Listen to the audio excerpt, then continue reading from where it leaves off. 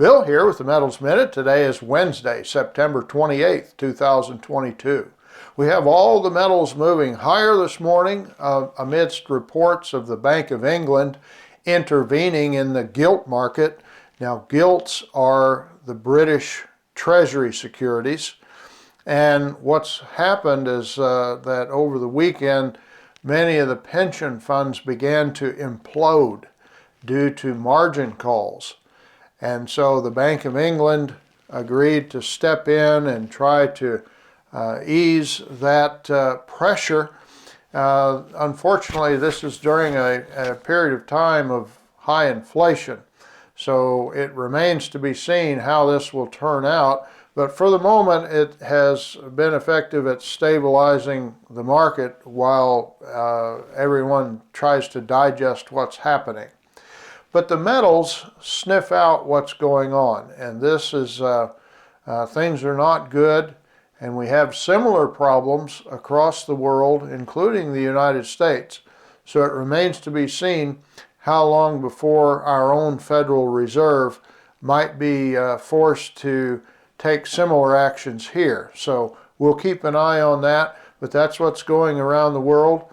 Of course, you've heard about the Nord Stream pipeline explosion, and this has ruptured the pipeline, and there's a lot of speculation about who did that and why, but nevertheless it tends to want to widen or broaden a conflict in that part of the world and between Russia and potentially the United States, or certainly NATO, and there's people on both sides of that. Some are upset, some seem glad or relieved about it. I don't understand the relief position because it's just going to make the conflict a little more involved.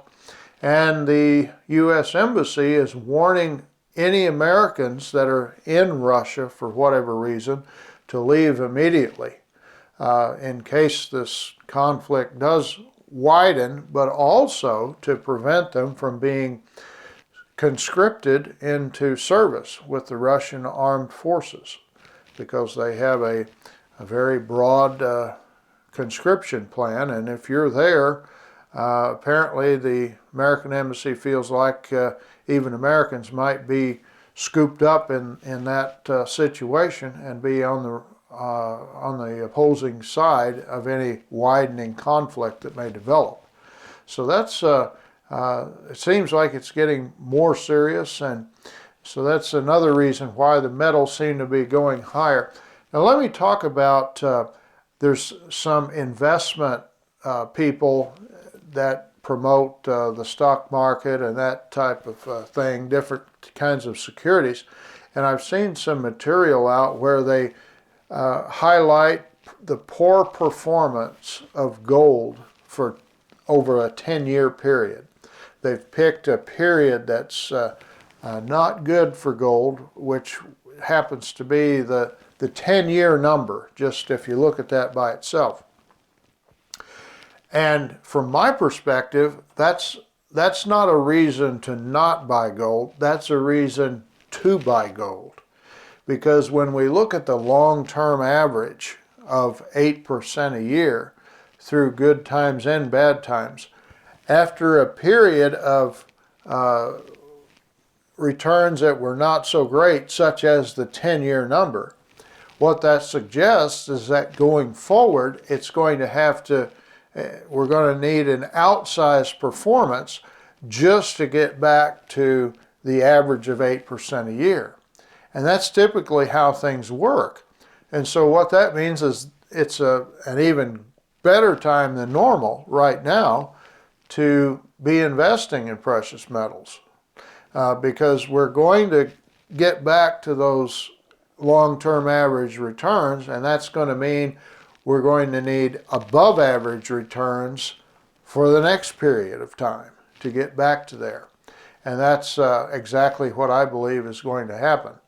And it's as important what your purchase prices are as it is what your selling prices are down the road. And so right now we have some incredible bargains on gold and silver and platinum. The key is that you will find the metal in whatever form you can invest in, because there's some of the sovereign coins we're already looking at a $200, nearly $200 difference between the quote-unquote spot price and the price for the physical metal. So we have to take that spot price with a grain of salt as well. And I also recommend that you be open to various forms of metal.